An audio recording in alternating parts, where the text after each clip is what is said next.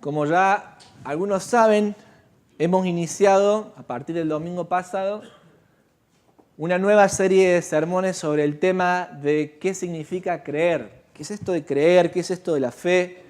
Y para ello nos propusimos continuar viendo este tema de qué significa creer a través del Evangelio según San Juan.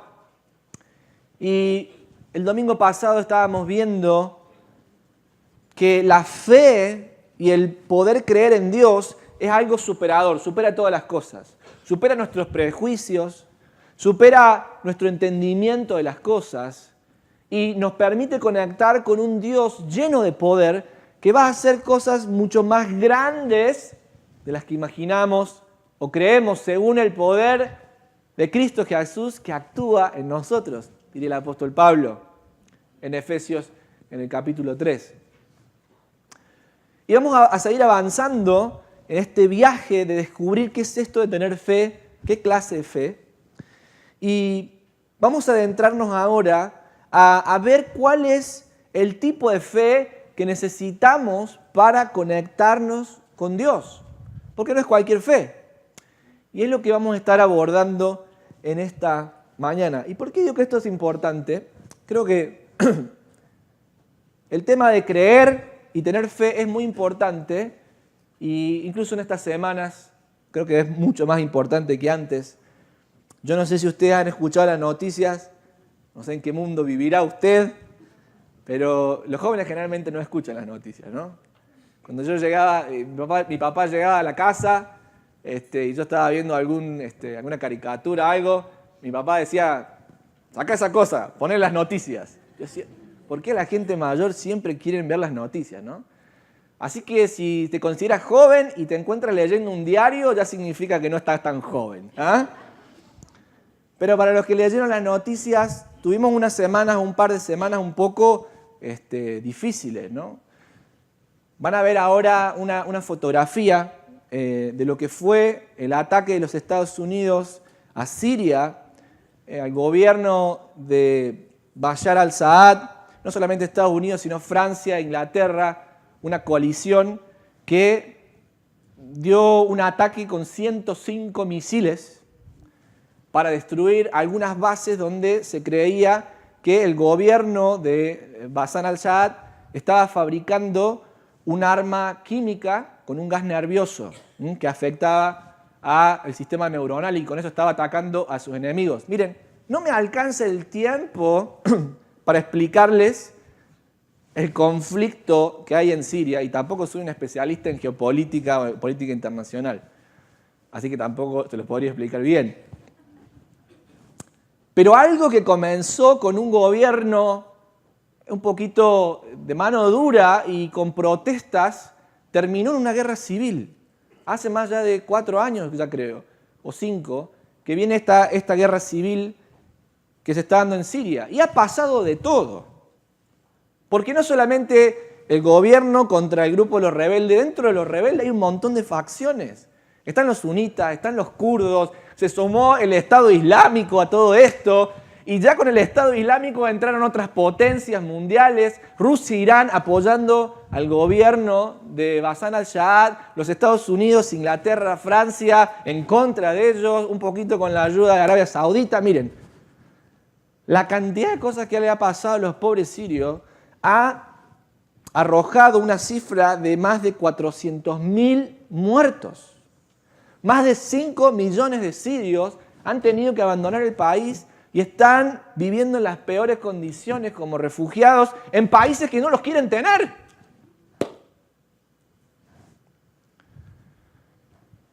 ¿Y por qué no se resuelve esta guerra? Las Naciones Unidas han intentado lo que han podido para ver si hay acuerdos de paz, pero no hay acuerdos de paz. ¿Saben por qué? Porque cada grupo tiene fe en una sola cosa. Cada grupo que está luchando tiene fe en que ellos se van a imponer por la fuerza sobre el otro. ¿Y qué pasa? Cada grupo está a su vez apoyado por otras potencias que le suministran armas, tecnología, y entonces no se ganan nunca. Y la guerra sigue y sigue y sigue y sigue. ¿Y por qué digo que esto es algo relevante para nuestro tema en el día de hoy? Porque Estos grupos que están batallando por sus ideales políticos, religiosos, las potencias mundiales, cada uno está poniendo su fe en que le va a ganar al otro. Basan su fe en su fortaleza militar, política o económica.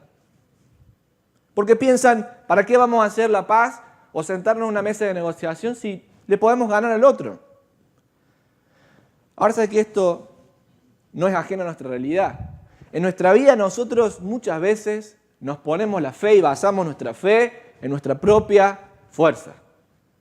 Y usted está casado con alguien, una vez con su esposa, con su esposo, y dice, yo voy a poner mi fe en mí misma, en mí mismo, para ganarle a mi esposo. Y no voy a ceder hasta que él se canse. Y cuando se canse y se resigne, ahí voy a poder disfrutar mi vida. ¿No le parece parecido ese episodio a su vida? No nos gusta cambiar, no nos gusta ceder, no nos gusta negociar, porque en definitiva pensamos que podemos sobreponernos por el otro, por encima del otro. Y así, ¿qué pasa? Nuestro matrimonio se destruye. Nuestros hijos no quieren estar en la casa porque siempre estamos peleando el uno con el otro. Y usted pensaba que por su propia fuerza, imponiéndose por sobre su cónyuge, su marido, sobre su mujer, iba a lograr algo y lo único que logró es que haya un éxodo de su casa, que sus hijos no quieren estar ahí, que usted esté buscando y pensando con quién otra persona me puedo casar. Y así como los sirios están huyendo por este conflicto, así sus hijos también huyen de su casa y no quieren saber nada, con seguir su ejemplo.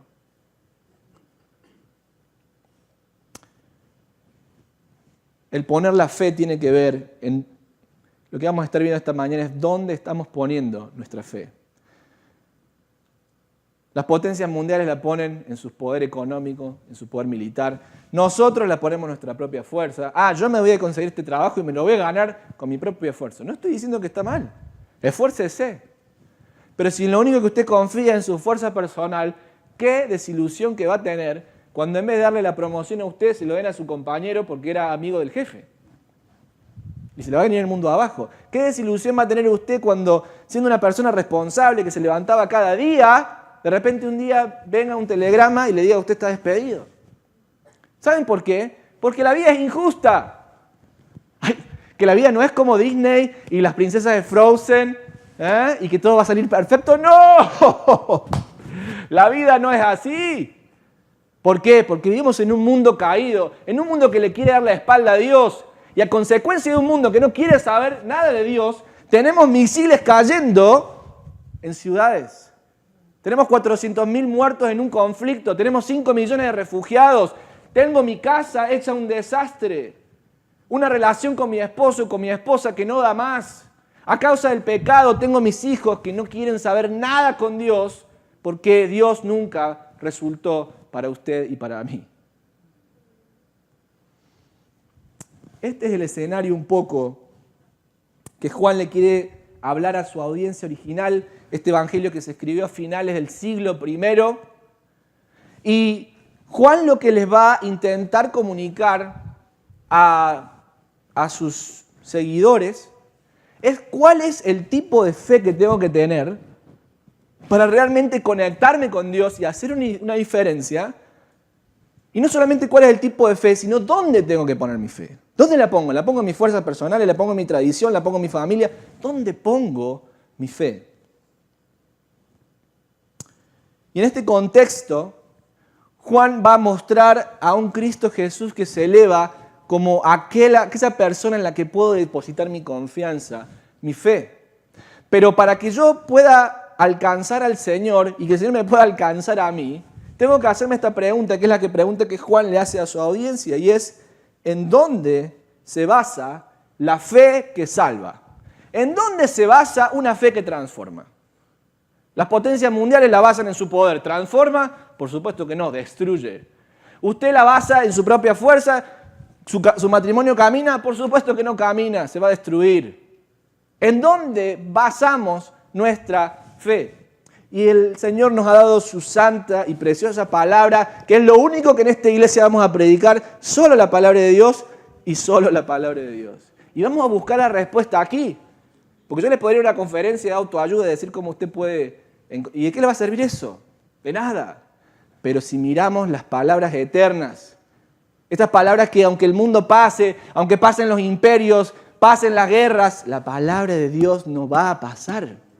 Y por eso es que podemos confiar en ella. Yo les invito a que abran su Biblia en esta mañana en el Evangelio según San Juan, en el capítulo 4. Y vamos a estar mirando el versículo 43 al 54.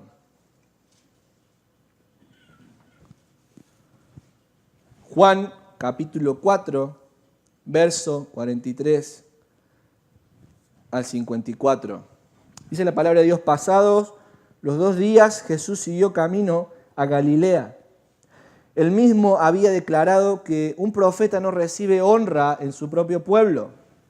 Sin embargo, los galileos lo recibieron bien porque habían estado en Jerusalén durante la celebración de la Pascua y habían visto todo lo que él hizo allí.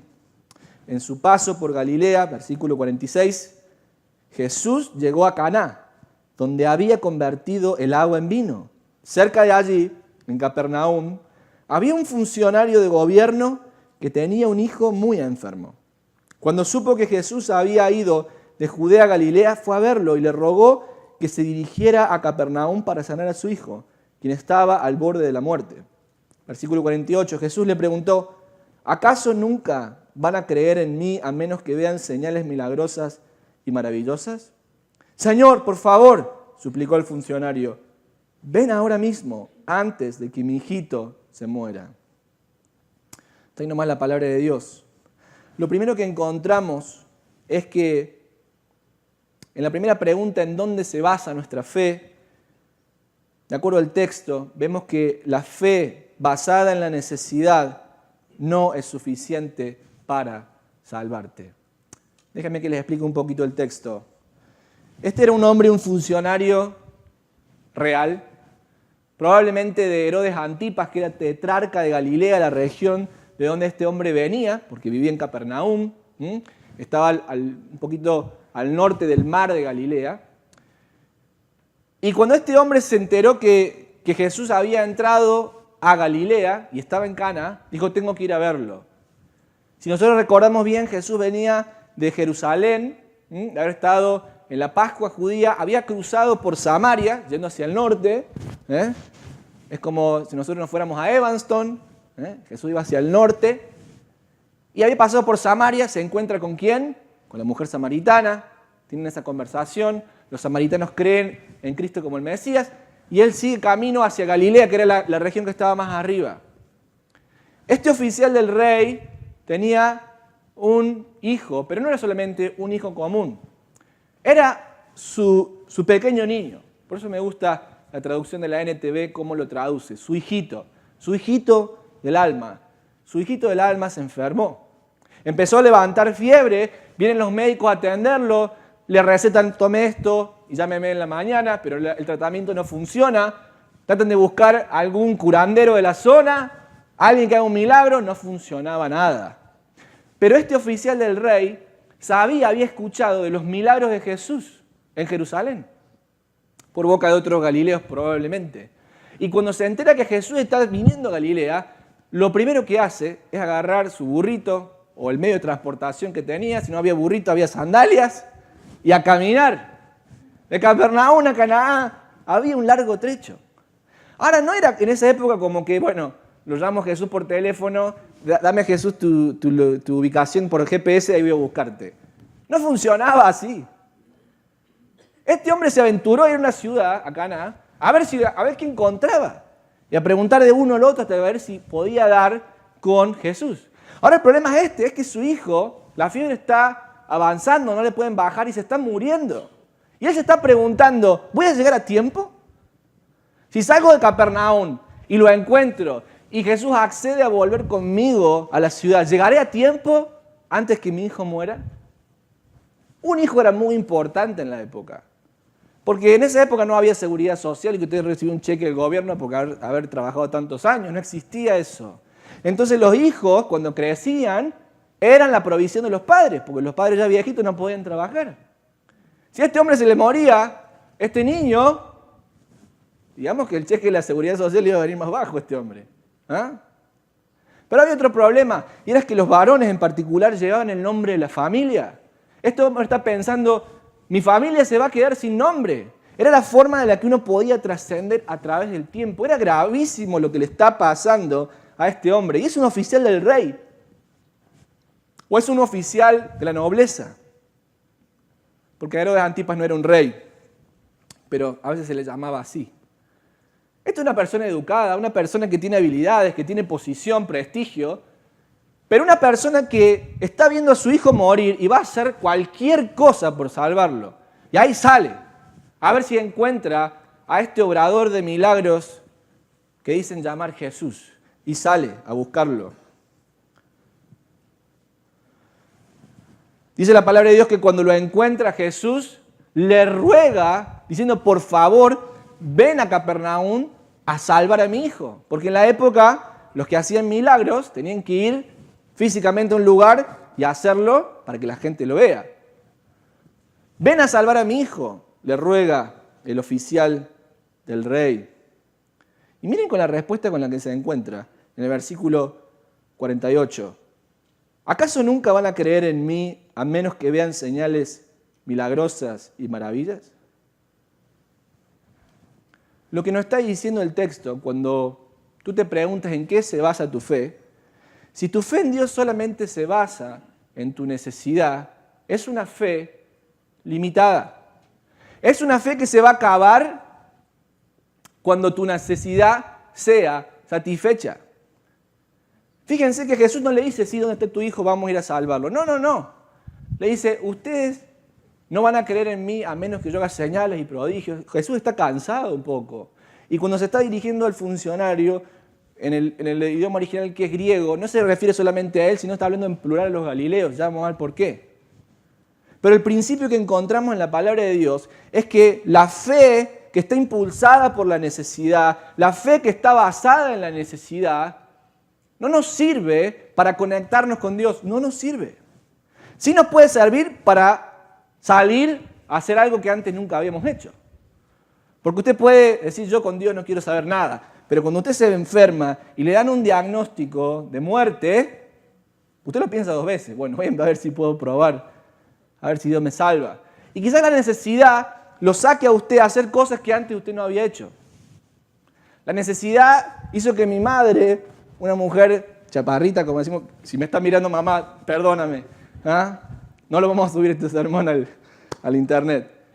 Una mujer muy femenina hizo que la necesidad, cuando venía esta serpiente, estábamos en el campo, estaba una serpiente muy venenosa, muy ponzoñosa, que se acercó a mi hermano y lo iba a picar. La necesidad hizo que mi madre se revistiera la bravura de un león y matara a la serpiente. La necesidad nos lleva a hacer cosas que salen de nuestra zona de confort. Ahora bien, la fe basada puramente en la necesidad se acaba cuando esa necesidad se satisfizo, ha sido satisfecha. Y nosotros podemos ver más adelante en Juan en el capítulo 6, cuando el Señor alimenta a todo el mundo, dice el dicho, pájaro que comió, voló. Usted lo ve todos los días en su casa con sus hijos, ¿no? Ay, mami, papi, ¿cómo estás? ¿Comieron? No los ve nunca más, después no saben dónde andan. Y dice la palabra de Dios en Juan el capítulo 6 que muchos lo abandonaron al Señor. ¿Por qué? Porque solamente estaban ahí para satisfacer una necesidad. La necesidad puede ayudarte o puede ser utilizada por Dios para empujarte a encontrarte con Él. El Señor ya había predispuesto en su sabiduría poner este problema, esta situación en la casa de este hombre para sacarlo fuera de sus prejuicios, para que él fuera impulsado a hacer algo que no haría antes. Ahora, la fe basada en la necesidad no alcanza para conectarse con Dios. La fe basada en la necesidad no nos transforma. La fe basada en la necesidad se acaba en el momento en que mi necesidad fue satisfecha. Por eso la respuesta de Jesús es ¿hasta cuándo? Usted dirá, bueno, por la necesidad de venir a la iglesia, está muy bien. Quizás el Señor puso una prueba difícil en tu vida, una situación difícil para que lo busques. Pero déjame decirte algo, si basas tu fe únicamente en obtener la satisfacción de tu necesidad, esa fe no puede transformarte, no puede hacer que seas diferente, no puede hacer que tu vida cambie. Esa fe no se va a acabar en el momento en el que tu necesidad sea satisfecha. Por eso tú puedes estar enfermo y venir a buscar la sanidad de Dios. ¿Dios tiene poder? Claro que lo tiene. ¿Puede sanarte? Puede sanarte. Pero si tu fe está basada únicamente en la necesidad de ser salvo, ahí vas a ser salvo, o sano, y te vas a ir y no vas a volver nunca más. Porque en realidad no estás buscando a Dios, estás buscando solamente satisfacer tu necesidad. Por eso lo digo de nuevo, la fe basada en la necesidad no te alcanza para recibir el perdón de Dios y conectarte con Él en una relación. Pero en segundo lugar, la fe basada en los milagros no es suficiente para salvarte. Miremos esto, no es suficiente para conectarte con Dios. La fe basada en milagros no es suficiente para que tengas una relación transformadora con Dios. Veamos el texto en el versículo 48. Jesús le preguntó, ¿acaso nunca van a creer en mí a menos que vean señales milagrosas y maravillas? Señor, por favor, suplicó el funcionario. Fíjense que le da un par de órdenes a Jesús el funcionario, ¿no? Está en modo imperativo ahí. Está bien, una súplica. Pero le dice, ven ahora mismo antes de que mi hijito se muera. Versículo 50. Entonces Jesús le contestó con otra orden. Vuelve a tu casa. Jesús, si tú me das una orden a mí, yo te doy una a ti. Vuelve a tu casa, tu hijo vivirá. Dice la palabra de Dios, y el hombre creyó lo que Jesús le dijo y emprendió el regreso a casa. Esta es la segunda vez que aparece la palabra creer en este texto. Y dice la palabra de Dios que este hombre creyó lo que Jesús le dijo y se volvió a su casa. ¿Por qué es que Jesús está un poquito ofuscado? Si vamos un poquito a unos versículos anteriores, nos va a decir que Jesús venía de Jerusalén y que se estaba dirigiendo a Galilea. Y que ya había pasado por Samaria. ¿Saben qué pasó en Samaria? Se encontró con la mujer samaritana. Y dice la palabra de Dios al final de ese encuentro que por la palabra de la mujer samaritana, otros samaritanos se vinieron a Jesús y dice la palabra de Dios, reconocieron de que Él era el Mesías que había de venir. Ahora en Jerusalén, que sería Judea y Galilea, los suyos propios de Jesús, el Israel propiamente dicho de Dios, tenía sus dudas con Jesús. ¿Y por qué Jesús que dice, no hay profeta que tenga honra en su propia tierra? Porque Jesús está comparando lo que había pasado en Samaria y lo que le pasaba a él todo el tiempo cuando se encontraba con un judío de la época. Los samaritanos creen, porque no son de mi tierra, pero los que son míos, los que son de mi tierra, los que deberían creer, los que saben toda la ley de Dios, esos son justamente los que no creen. Ahí con ellos no tengo honra, pero con los samaritanos, un pueblo que despreciado por los judíos, con ellos tengo la honra que debo tener, porque los samaritanos lo reconocen como el Mesías. Israel todavía está averiguando a ver quién es este hombre. ¿Y qué es lo que le gusta a Israel recibir de Jesús? Los milagros. Por eso si vamos al Evangelio de Juan, ¿dónde se inventa estas cosas el pastor?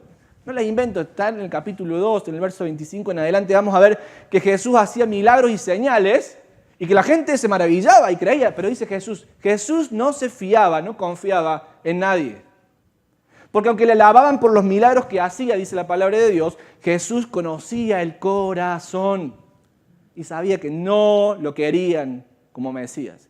Sí querían que haga los milagros, sí querían que haga esas obras de poder, pero no lo querían como Mesías.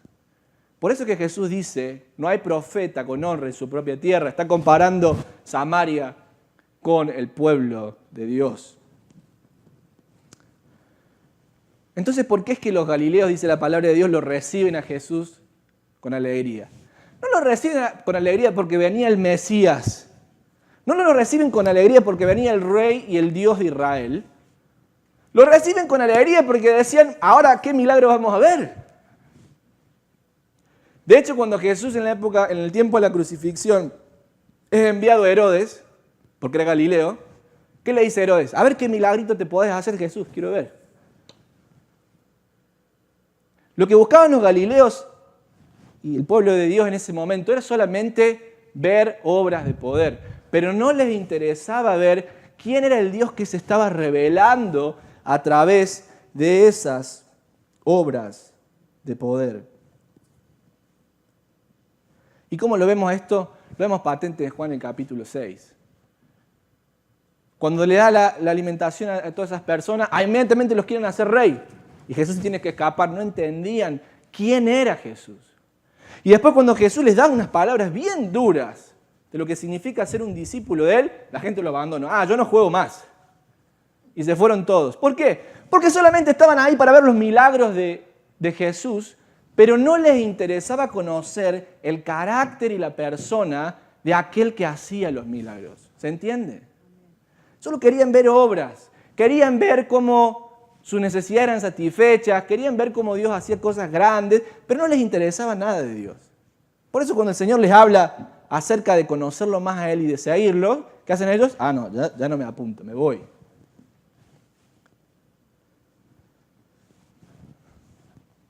El problema está que una fe basada únicamente en milagros no te salva. Una fe únicamente basada en el poder sobrenatural de Dios no te transforma, ni te cambia, ni te ayuda a conectarte con Dios. ¿Por qué? ¿Por qué es esto? Porque solamente estás consumiendo algo que Dios hace para satisfacer tu necesidad, pero no te importa saber quién es Dios. No te importa tener una relación con Él. ¿Estoy diciendo que Dios no hace milagros? No.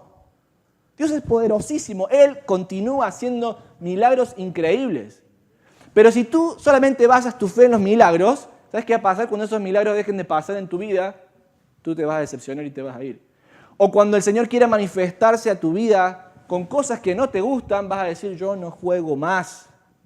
Porque para lo único que estás ahí es para ver los milagros de Dios.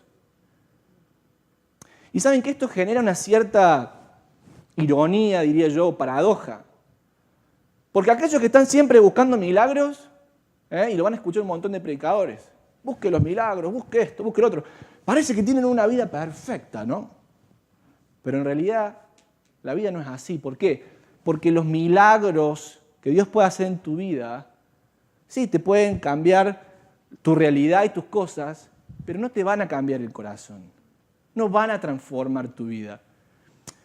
Ahora les pongo una ilustración. Otra cara que hemos visto mucho en esta semana. ¿Saben quién es? Bueno, si no sabe quién es, no sé en qué siglo vive. Pero es Mark Zuckerberg, el fundador y jefe ejecutivo de Facebook. Estuvo en esta semana en el Congreso dando la cara, ¿no? Y ahí, pobre, ha habido un montón de memes, como decimos en español, donde la gente un poco ha transmitido algunas cosas a través del humor, y este es uno de ellos que ha circulado en las redes sociales, que usted lo ha visto. Pero nos muestra una paradoja, ¿no? Porque en la foto de perfil del Facebook, ¿cómo está ahí? Como un ganador. Pero miren la cara que tenía cuando estaba ahí en el Congreso siendo cuestionado por todos los senadores y los congresistas. Y en realidad esto nos pinta una realidad de la vida que nosotros tenemos. En el Facebook usted puede poner que tiene una vida fantástica. Y si usted ve el Facebook de otras personas, le agarra un poco de envidia, porque no puede ser. Que esté tan flaca esa mujer, pero ¿qué hace? Pero no puede ser que esta gente esté de viaje, miren los paisajes preciosos que esté de viaje. Pero no puede ser cómo esa familia tiene su hijo perfecto y la mía, tengo que andar ahí buscándolo, así como hacía mi mamá, me correteaba por todos lados para castigarme porque era rebelde. Y usted, claro, mira su vida y mira el Facebook de sus amigos y usted dice, mi vida es miserable. ¿No? Si no le pasa, yo no sé en qué mundo vive. Pero el punto está que nosotros a veces mostramos una cosa que no somos. Usted puede poner en su Facebook las fotos más bonitas, puede poner un ventilador para que el cabello le vuele ahí, y serle envidia de sus amigas, pero déjeme que le diga algo. Su vida, aunque usted tenga un Facebook precioso con fotos increíbles, su vida va a seguir siendo la misma miseria que es hasta ahora si usted no se encuentra con Dios. El Facebook no le va a cambiar la vida. El Facebook le puede dar a la gente una imagen de usted que usted no tiene. ¿Sabe el daño que está haciendo esto en nuestros jóvenes? ¿Saben que hay chicos que se suicidan porque sus amigos no le dan like? ¿Saben lo que es el ciberbully Hay chicos que están avergonzados porque no tienen el perfil que tiene este otro y este otro. Y para colmo, el problema está que los predicadores de ahora predican, ¡ay, tu vida va a ser genial! Y vas a ver el poder de Dios, y vas a tener dinero, y vas a tener casa, y te vas a ir por el mundo a pasear. Entonces, claro, todo el mundo dice, ¡ay, yo quiero poner mi fe en esos milagros! Yo quiero que mi vida avance así. Pero eso es toda una mentira ahí. En realidad, aunque usted se vaya de viaje, o aunque usted, Dios lo bendiga y tenga más dinero, y se cambie el carro, todo eso no le va a cambiar su vida real, la cara que usted tiene cuando ve a su familia, la cara que usted tiene cuando salió de una pelea con su esposo o con su esposa, ninguno de esos milagros le va a cambiar la vida. Entonces, si no puedo poner mi fe en la necesidad y tampoco la puedo poner en los milagros, ¿dónde la pongo? ¿Dónde puedo poner mi fe en un lugar donde haya transformación?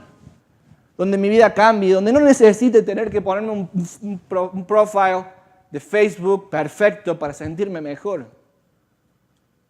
Y quiero hacer una advertencia a la iglesia en esta mañana. Cuidado con lo que usted escucha en el internet.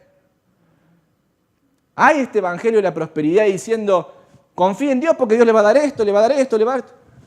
¿Estamos diciendo que Dios no lo puede dar? No. Dios te va a bendecir y te quiere bendecir totalmente. Pero ¿de qué te sirve tener una casa más grande, una pileta, una piscina en tu casa, un carro más bonito, si por dentro te sigues sintiendo solo?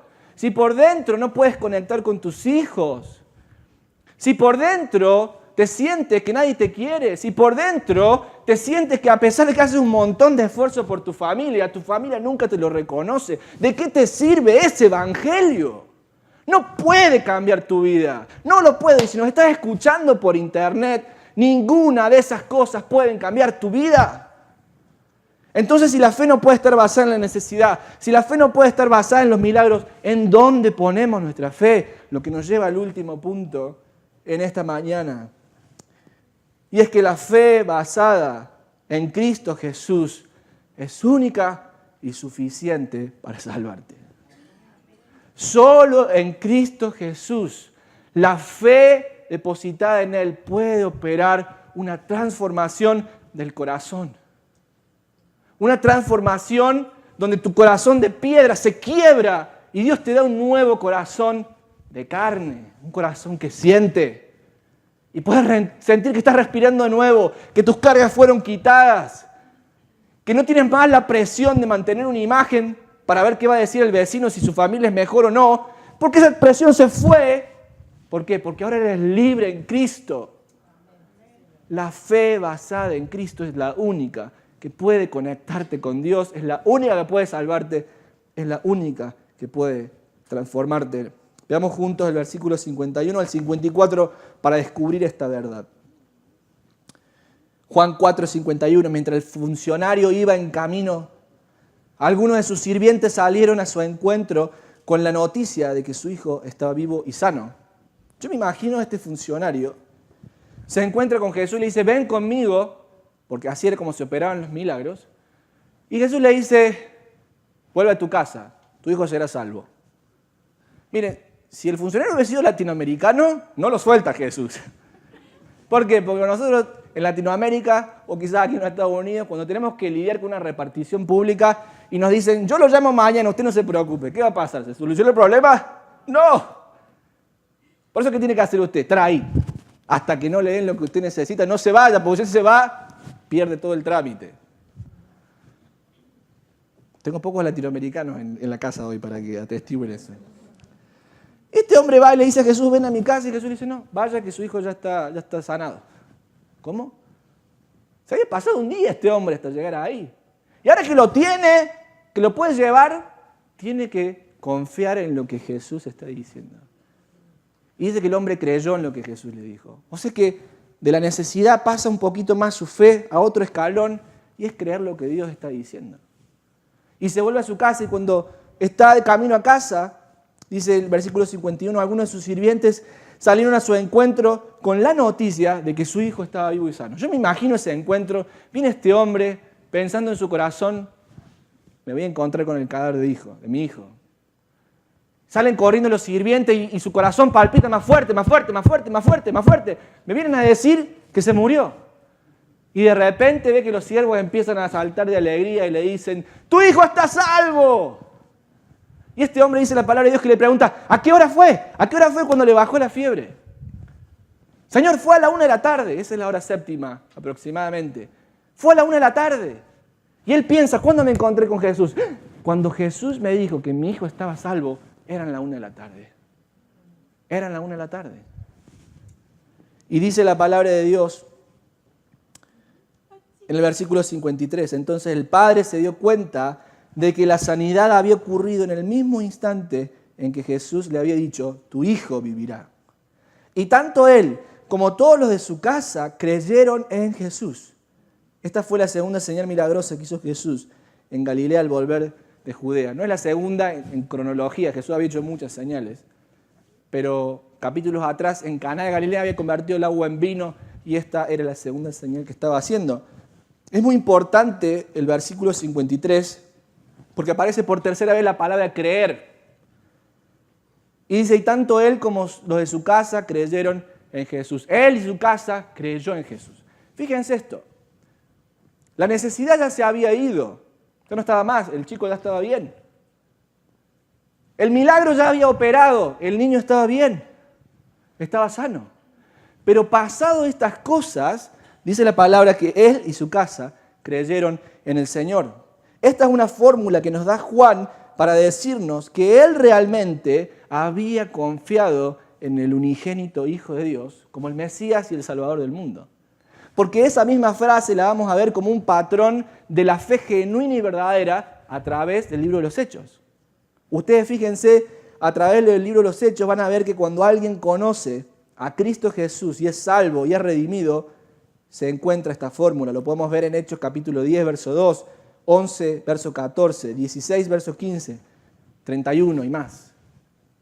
Lo que Juan nos está diciendo es, acabada todas estas cosas, acabada su necesidad, habiendo visto los milagros, una vez que pasó todo eso y él vio la gloria de Dios, él decidió creer en Dios. Y dijo, este tiene que ser el Mesías.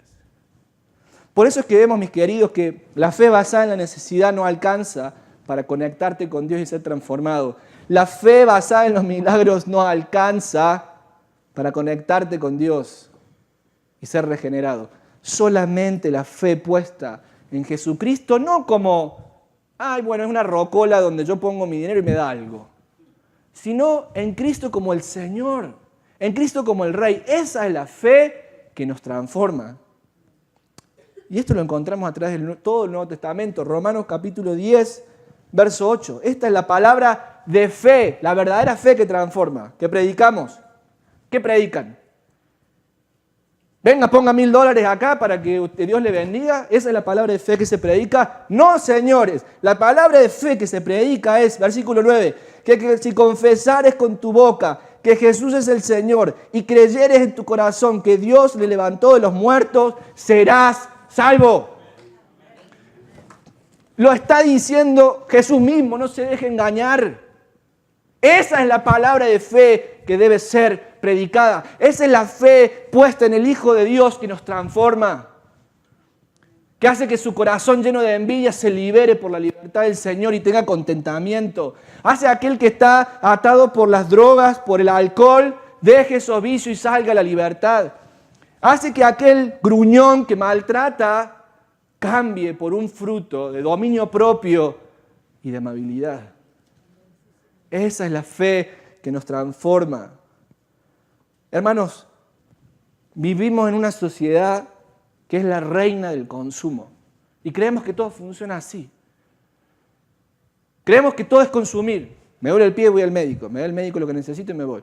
Y el médico está con usted 5 minutos y lo manda y después le da un bill de $600 y uno no entiende. Mis niños tienen que ser educados, los mando a la escuela. Necesito internet, compro esto, hago esto. Todo es una relación de consumo, todo. Y así creemos que funciona la vida con las personas. Entramos al matrimonio y pensamos, esto es una relación de consumo también. Él me tiene que dar a mí. Yo tengo que esperar recibir. Entonces lo que buscamos en el matrimonio o en las relaciones es que yo sea feliz, que yo esto, que yo el otro, que yo el otro, que yo el otro. Pero no tenemos ninguna intención de conocer a la persona con la que nos casamos. Solo queremos recibir compañía, felicidad, pasarla bien, pero no queremos saber nada de quién es el otro con el que me casé. Ese extraño que duerme al lado de mi cama y me patea por las noches. No quiero saber quién es él o quién es ella, porque me asusta. Pero ¿te das cuenta que no puedes vivir una vida así? Así no importa cuántas relaciones empieces, todas van a fracasar. Porque en definitiva, el sentir más profundo del ser humano es ser conocido y ser amado como somos. Cuando te casaste, cuando dijiste que sí en el altar, lo hiciste por fe, porque no sabías con qué te estabas metiendo. Pero está el compromiso de descubrir quién es la persona que está haciendo las cosas que hace en esa relación. Lo mismo pasa con Dios. Cuando pones tu fe en Cristo Jesús, es una fe que te permite no solamente disfrutar de los milagros y las cosas que Dios puede hacer, pero te conecta con la persona que los hace. Y es un camino precioso donde vas conociendo a Dios. Hay cosas que te van a gustar de Él y cosas que al principio no te van a gustar de Él, porque tú tienes que cambiar. ¡Ah, yo no cambio! Me acuerdo de una joven en la iglesia, me decía que la mamá le decía, usted, mija, nunca cambie, usted sigue igual, no importa con quién sea el esposo o el novio que tenga, usted no cambie nunca. ¿Sabe lo mal que le va a ir así? Porque si usted me dice que usted no tiene que cambiar, yo le digo, usted está en la oscuridad más grande. Usted tiene que cambiar, yo tengo que cambiar. ¿Sabe por qué? Porque no soy perfecto. Y el problema de los galileos es que ellos querían seguir viviendo de los milagros de Dios, pero ellos no querían cambiar. Al punto tal que en el capítulo 5 de Juan, cuando Jesús es enjuiciado por levantar un paralítico, le dice Jesús, aunque yo les diga lo que les diga, ustedes no me van a creer. Porque ustedes siguen en la oscuridad. Por eso no importa cuántos milagros Dios puede hacer en tu vida, si estás en la oscuridad, vas a recibir ese milagro, vas a decir, uy, qué bueno esto, pero después esa fe se va a ir. ¿Por qué? Porque estás en la oscuridad, porque tu corazón no cambia, porque sigue siendo el mismo de siempre, porque no estás dispuesto a que el Señor te transforme. Si hoy me dices, yo no tengo nada que cambiar en mi vida, déjame decirte, esa es la señal de que estás perdido en la oscuridad. Esa es la señal de que no conoces al Dios de la palabra. Esa es la señal de que tu fe puede haber estado en la necesidad, que tu fe puede haber estado en los milagros, pero nunca se encontró tu fe con el Cristo Salvador. ¿Sabes por qué? Porque el milagro más grande que Dios ha hecho ha sido mandarnos a su Hijo unigénito, a que muera en la cruz por mis pecados. Un día todos vamos a tener que responder delante de Dios por nuestros hechos, por nuestros pecados. Pero, ¿saben qué? Dios mandó a su Hijo Jesucristo para que Él me reemplazara en la cruz, para que toda la ira de Dios y la justicia de Dios no cayera sobre mí, que lo merezco. Oh, sí, lo merezco. Y cayera sobre Él. Que el Dios creador del universo haga eso. Que se humille como se humilló. Que tome mi lugar. Que me perdone los pecados. ¿No le parece que es el milagro más grande que jamás pueda existir? Siendo yo su enemigo. Por eso dice Hebreo en el capítulo 10, aquel que rechaza el milagro de la crucifixión, no queda otra alternativa que caer en las manos de un Dios que derramará toda su ira. Horrenda cosa es caer en las manos de un Dios vivo. Porque si no puedes creer en ese milagro, no importa qué milagro haga Dios en tu vida, nunca vas a creer. No importa que te sanes, no importa que tengas más dinero, no importa que tu esposa vaya a la peluquería y vuelva más bonita, no importa. No vas a creer nunca, nunca te vas a conectar con Dios. Por eso te invito esta mañana a que pienses, ¿dónde estás poniendo tu fe? Si tu fe llega a la necesidad, te estás quedando corto. Si tu fe está puesta en los milagros, ¡ay!, te estás perdiendo un Dios inmenso. Pero te invito a que en esta mañana pongas tu fe en Cristo Jesús. Y deje que te saque de la oscuridad y deje que tus ojos puedan ver la luz. Y deja que esa carga de la vergüenza, de la culpa, de una vida llena de dolor caigan. Porque Él llevó tus vergüenzas. Porque Él pagó por tus culpas. Permite que Él te transforme. ¿Sabe cuánto quiere tu esposa, tu esposo, una transformación en tu vida? ¿Sabe cuánto tus hijos necesitan una transformación en tu vida? Si no puedes creer en Cristo Jesús, ya no queda otro milagro que Dios pueda hacer para ti. Solamente te queda recibir el juicio de Dios. En la historia en Lázaro y el rico muere, va al infierno, y cuando está en el infierno le dice a Abraham, Abraham, tengo familia, mándale a mi familia a alguien que les diga el tormento que estoy sufriendo para que se arrepientan y vuelvan a Dios. Y a Abraham le dicen, si no creen en lo que Moisés dijo, los profetas no van a creer. Y aun aunque alguien muerto se resucite y vaya y les diga, no van a creer. Nosotros tenemos un Dios que murió y que resucitó. Y si tú no puedes creer en esa señal, entonces ya no queda otra esperanza para ti, más que sufrir la ira de Dios cuando llegue tu hora. Ahora, ¿por qué llegar a ese punto cuando tienes un Dios que está dispuesto a darlo todo por ti? Estuvo dispuesto a darlo todo por ti y estoy dispuesto a hacer lo mismo. Vamos a orar.